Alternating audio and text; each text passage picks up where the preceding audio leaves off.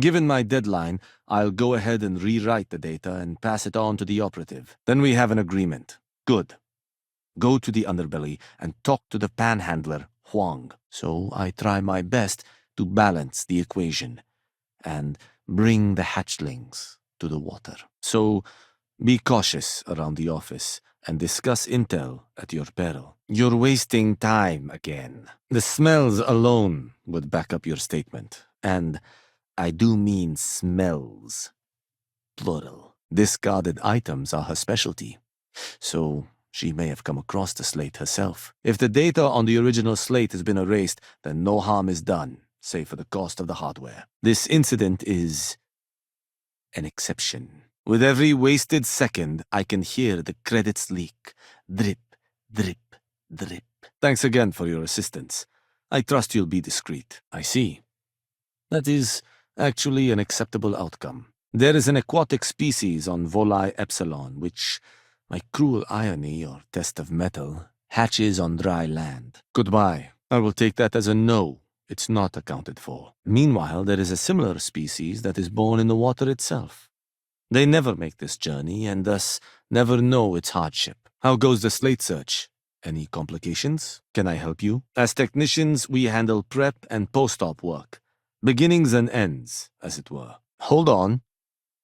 I didn't say we should stop. I need you to locate and retrieve it for me. Then I will remind you that the schedule exists for a reason, and we seem to be ignoring it. Think what you will. But I don't have to approve of the notion. But I also believe in equity.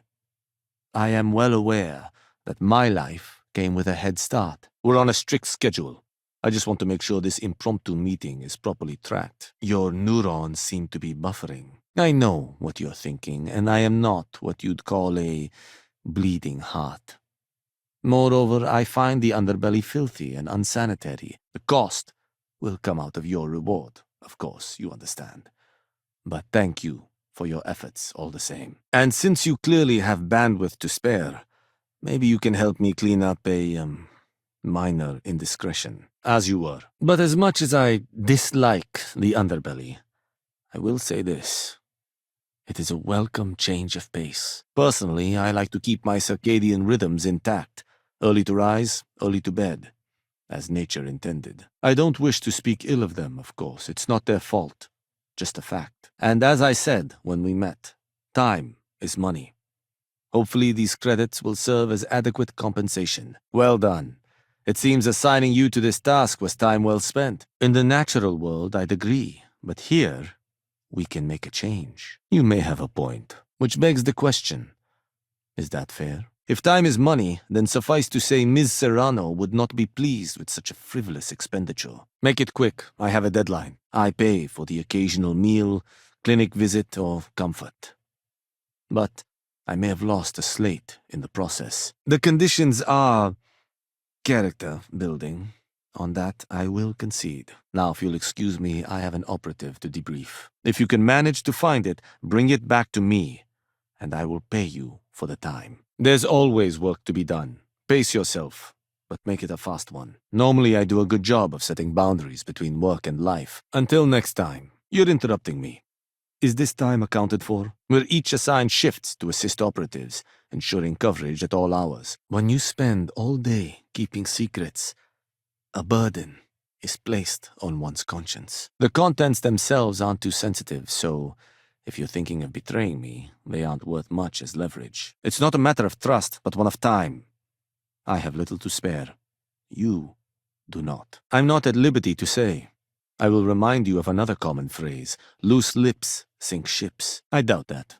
I check my schedule regularly, and this conversation was not on the budget. Contractually, yes, but I'd rather avoid the embarrassment.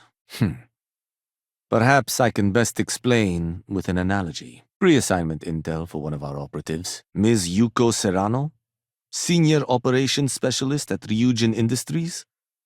She's one of the heads of the department you're standing in. My sloppiness is simply an embarrassment that I'd like to correct. No, I suppose she doesn't. What is it?